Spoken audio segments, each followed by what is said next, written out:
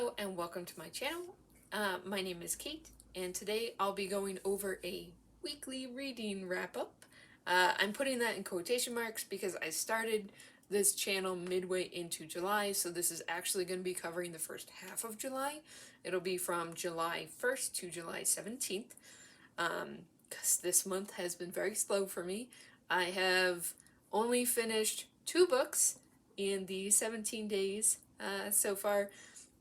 I had participated in the Shelf Space Olympic Readathon, and I've been having a little bit of a slump after that. So I'm hoping I'll be able to pick up a little bit, because I'm also participating in a readathon, the India Chords Readathon, which the goal for that is just to read as much self-published fiction as possible. So I'm hoping to pick up my pace a little bit and actually make it through more of those.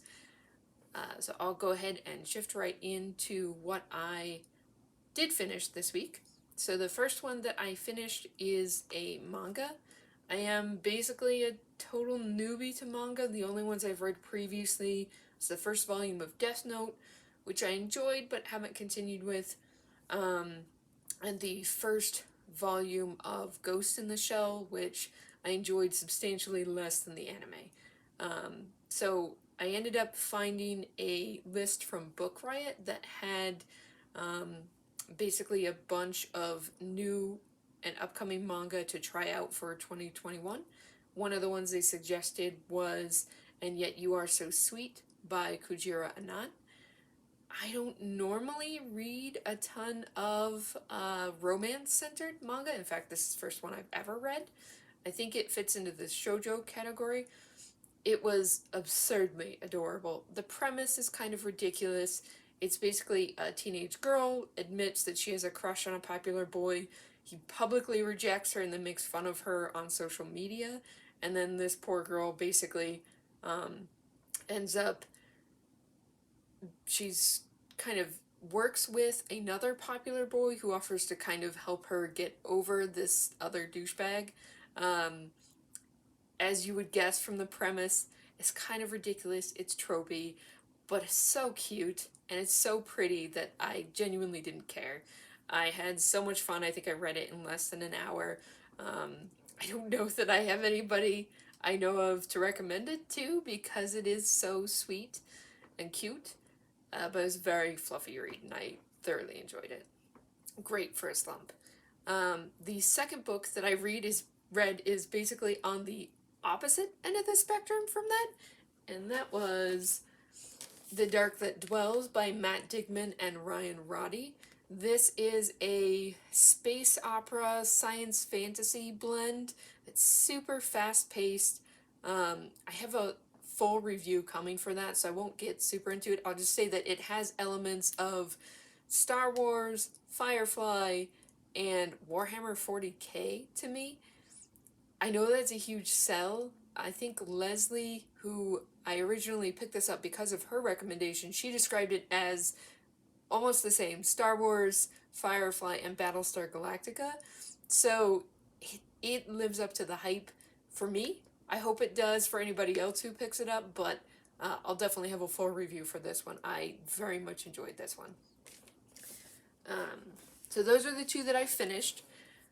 As a heads up about my currently reading, I have 4 for this wrap up, and that's not unusual for me. I tend to have 4 to 5 between nonfiction that I read before I go to bed, an audiobook or 2 that I have going for chores and driving, and then the sci-fi fantasy that I read the rest of the time. So this week I have 2 nonfiction.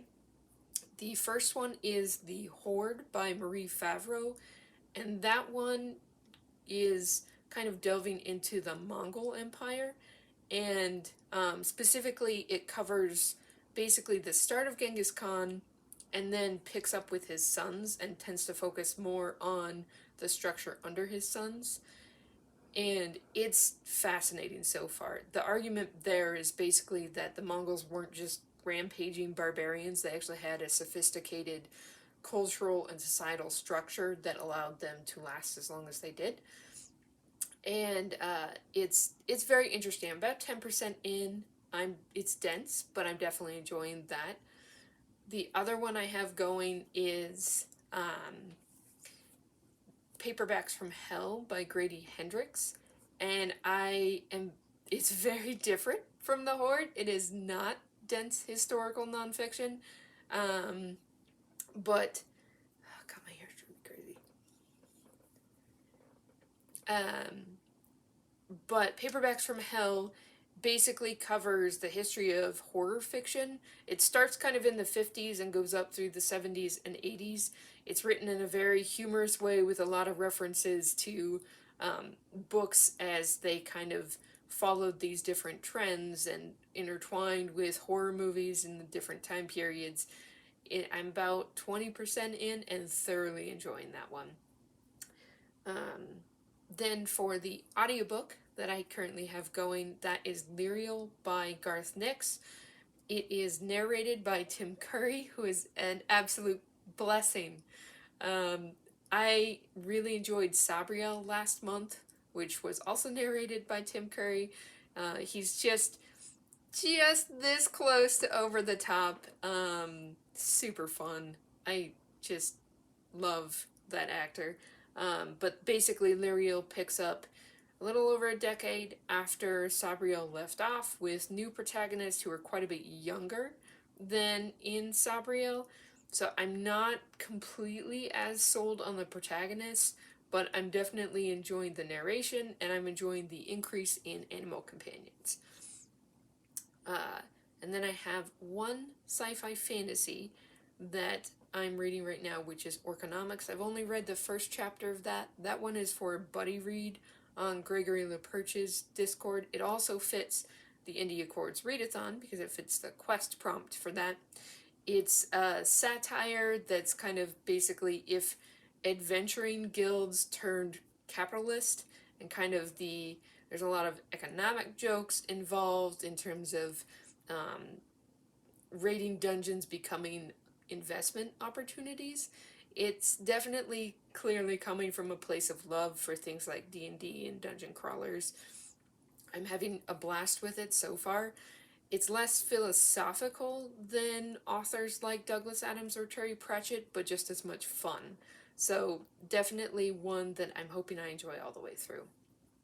Then I have two books that I have upcoming that I'd like to get to within the next week. Not that I will finish them, but just that I will start them. The first one is The Sword of Kaigen by M.L. Wang. Hopefully I'm saying that right. I'm not exactly sure. I've been avoiding this one because I've heard it's a bit of an emotional roller coaster, but I've also heard it's amazing, so I'm really hoping I enjoy that one.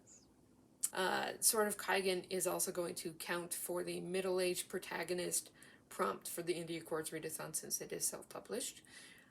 I also have The Name of the Wind by Patrick Rothfuss.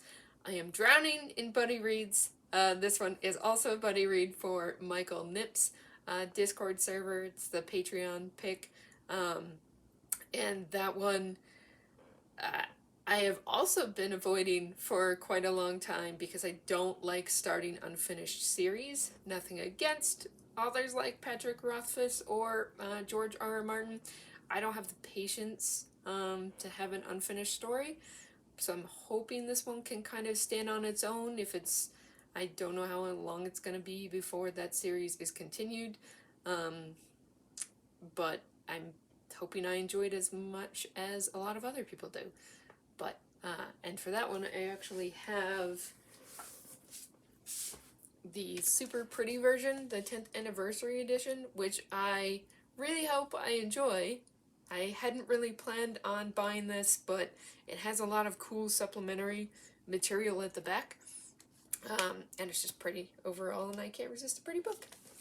So that is my wrap-up for this week. If you feel like it, let me know what you're reading this week, whether or not you've been enjoying it, what you're looking forward to, and I will see you guys next time. Bye!